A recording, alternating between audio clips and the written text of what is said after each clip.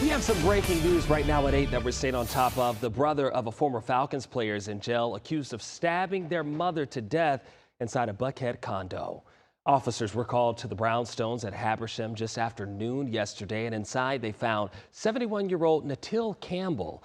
Calais is the mother of current Baltimore Ravens player Calais Campbell, and if that name sounds familiar, that's because Campbell played for the Atlanta Falcons for one season in 2023. Police arrested the woman's son and Calais Campbell's his brother, Kiari, and we have continued coverage about this on our website, AtlantaNewsFirst.com. As we learn new updates, we'll be sure to update you.